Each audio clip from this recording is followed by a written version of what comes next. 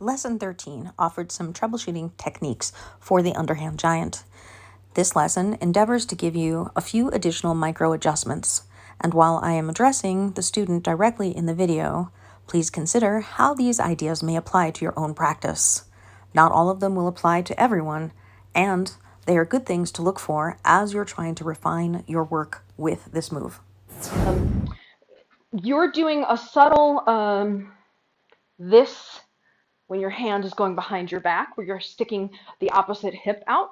So you're like doing this versus, so notice that my hip doesn't push to the side, it rotates to the front. Watch this hip. So I want to go back in time. We were talking about imagining you're on a carousel and you're like one of those unicorns going up and down on that spoke, and I want you to move your body like this so the head stays in the same place. And like if you look at my hips now, you'll notice my hips are not doing this, they're rotating around. Okay, now do that with your arms out here, even though that's not how you would actually be when you're spinning poi, but it requires that you use more core muscles to do it.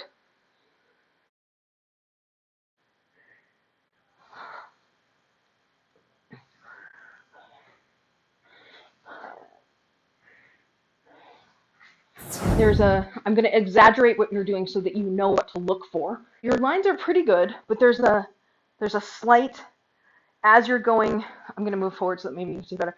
As this arm is back, the hip is coming out slightly, but only slightly. It's super subtle. It's super subtle. So I would say one way to focus on the correction is through these muscles in here, tighten, pull in and up. Focus on keeping that elongation as we do the motions, and let's do it again. Okay, now your right arm is doing this. It's going across the front of your body like this when you're on the front. So when you're coming up from the bottom with your right arm, you're doing this. So keep it on its own side. I'm going to stand over here so you can really focus on this side of me. I'm seeing this as you're coming around versus this. This versus this. Watch for the difference between this and this. And it really is all about this really intense. I feel like this is intense on the core, that the unicorn thing I was talking about before, the unicorn on the pole. Okay, so stop right there with your right arm on top. What I want to focus on is this. I want to show you sideways, but I want to see you from the front. I want to focus on this. What I want you to see is that you're doing this versus this. Do you see the difference? Do you see how close it is to my body here? It's subtle. I feel like poi is a series of incredibly subtle little things, one on top of the other, right? You might have noticed everything that we're doing is very, very subtle. And in this particular case, if I were to talk about what the subtlety that matters, it's in this range of motion from here to here. You're here and you're here, right? So from the side, this doesn't look much different than this, right? But let me show you from this angle so you can see what I did. The first one, I did this.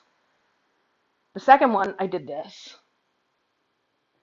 So I would say the subtle exercise to practice, it's like, if you look at this as if it's a clock, it's like 1 o'clock to 11 o'clock.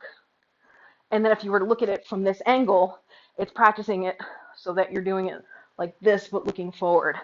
And just that part of it, so that you're positioning as you go over the top, as you come down really close to your body here.